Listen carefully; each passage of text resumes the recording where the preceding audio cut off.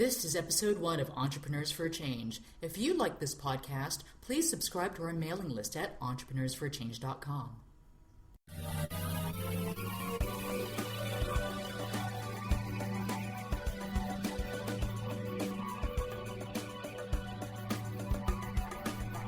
Are you ready to be the change? If so, you've come to the right place. You are about to join a movement of entrepreneurs who are empowering people, saving the planet, and turning their passion into profits while creating the lifestyle of their dreams. If you don't believe us, check out our website at entrepreneursforachange.com, a place where you can be inspired, mentored, and supported by a tribe of change-making entrepreneurs just like you. Happy Thanksgiving from beautiful Chiang Mai, Thailand. My name is Lorna Li, and I'm pleased to announce the launch of the Entrepreneurs for a Change podcast on iTunes. We're a radio show featuring entrepreneurs who are choosing to screw business as usual. In this very first episode, I'm going to talk about why business can be an even greater force for good than charity. The kinds of world-changing entrepreneurs we are going to be interviewing for this podcast. The juicy questions I'll be asking to uncover exactly how these entrepreneurs succeeded in growing their business. I'll share with you the story of how my personal mission to harness the storytelling power of emerging technologies became activated deep in the heart of the Brazilian Amazon, and how this experience eventually led to my career as an internet marketer, blogger, and podcaster, hell-bent on cracking the code to profitable triple bottom line business. This podcast will explore what it takes to be an evolutionary entrepreneur and reveal the outer game and inner game strategies that these changemakers leverage to succeed in business and in life.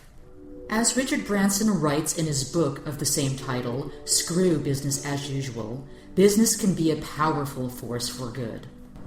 His message is, business as usual isn't working. In fact, it's business as usual that's wrecking our planet. Resources are being used up. The air, the sea, the land are all heavily polluted. The poor are getting poorer. Many are dying of starvation or because they can't afford $1 a day for life-saving medicine. We have to fix it, and we have to fix it fast. But Richard wakes up in the morning feeling positive because ordinary people around the world are rallying to fix things, not because we have no choice, but because this life and this world are all we have. The old model of making as much money as possible, only to give it away by throwing charity at the world's problems, is no longer interesting to the emerging generation of young people. There's a growing army of entrepreneurs around the world who are coming up with creative solutions that merge doing good with doing business.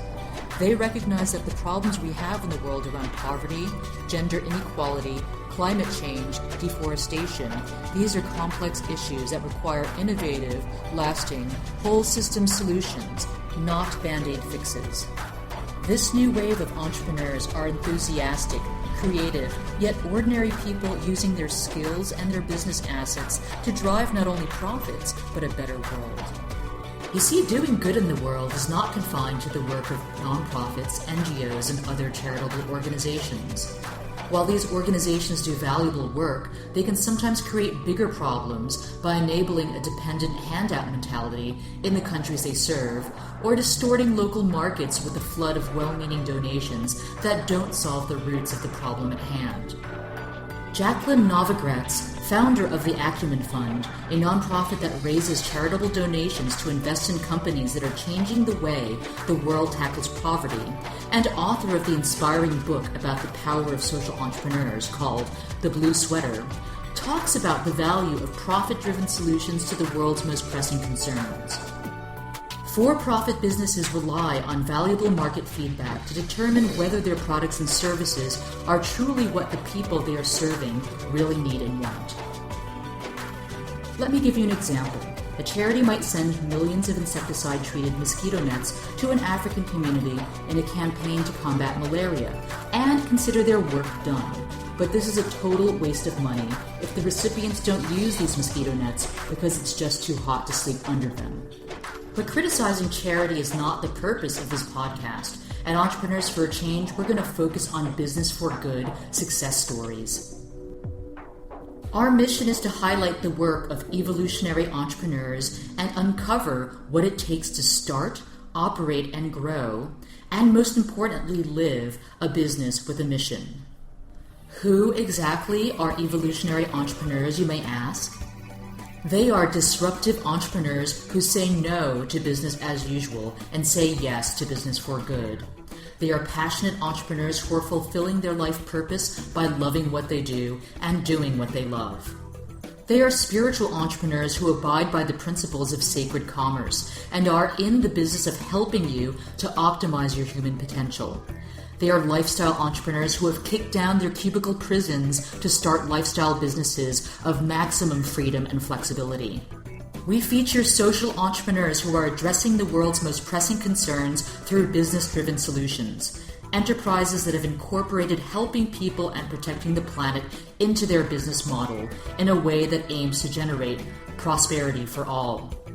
We love companies that embrace the buy one get one model, like Tom's Shoes, that donates one pair of shoes for every pair purchased.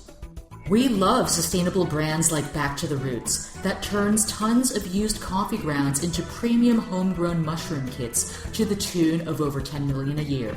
We love social enterprises that strive to embody the triple bottom line through conservation and empowering indigenous peoples, like Runa Amazon Wayusa Tea.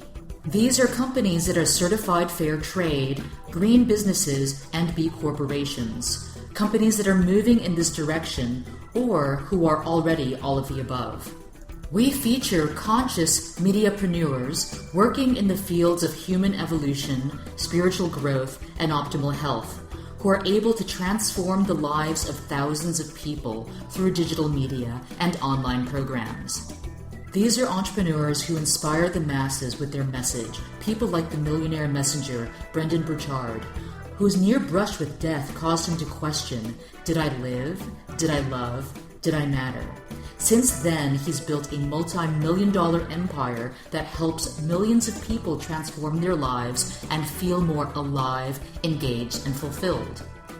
We are inspired by Vishen Lakhiani, founder of Mind Valley, a company that has built several businesses in a variety of sectors, such as mobile apps, marketing, technology, personal growth, entrepreneurship, and health and wellness, with the aim to empower human beings to live healthier, happier lives.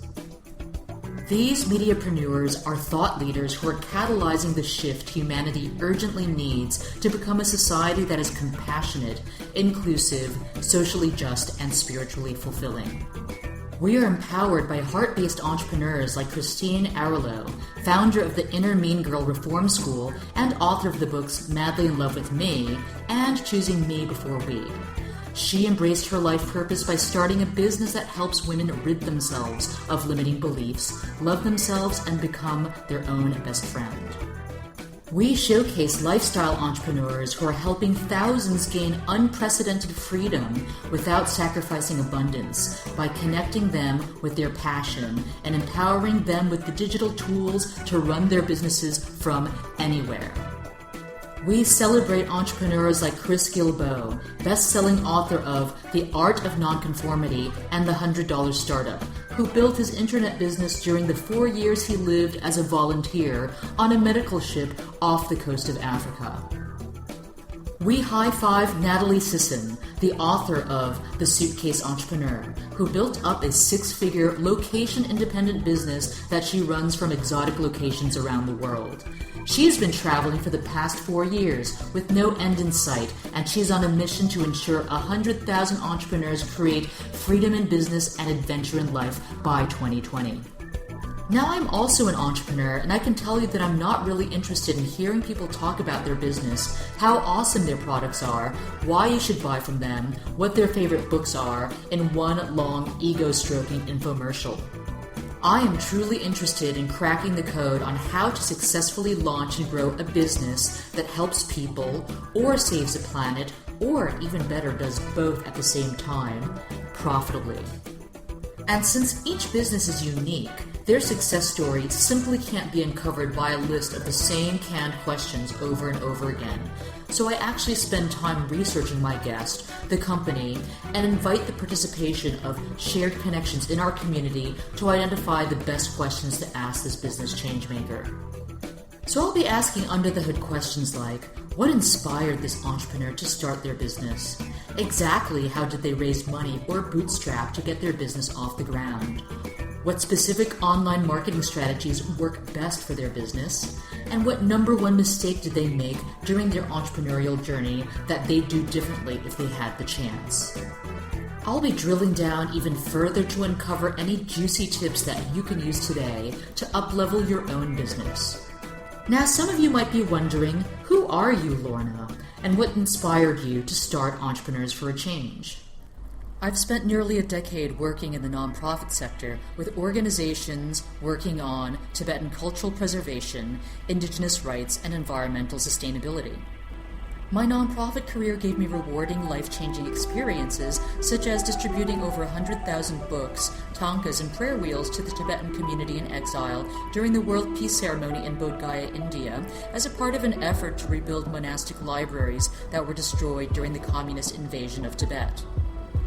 I lived in a Zapatista community in Chiapas as a human rights observer and witnessed firsthand the military policy of low-intensity warfare against the indigenous communities in southern Mexico.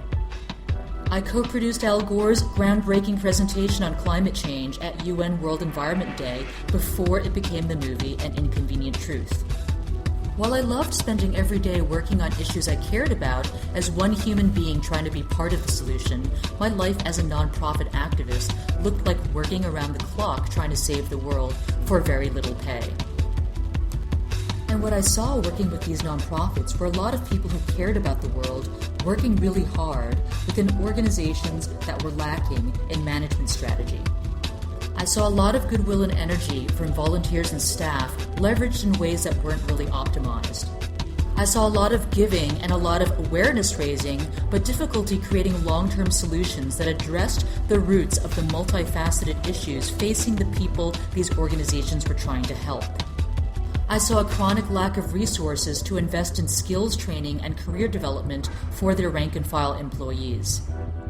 I saw a willingness to bypass promoting internal employees for upper management positions in favor of poaching someone from the private sector and paying that person more money than someone who had dedicated their entire career to working in charities. And I wondered, what's wrong with this picture?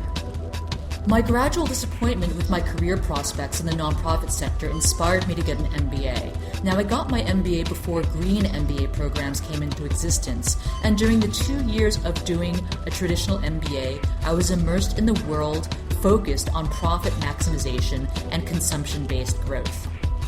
Nobody questioned the impact of consumption on future generations, nor why our economic formulas don't calculate the negative cost of resource depletion, environmental contamination, social ills, or human sickness that industries create.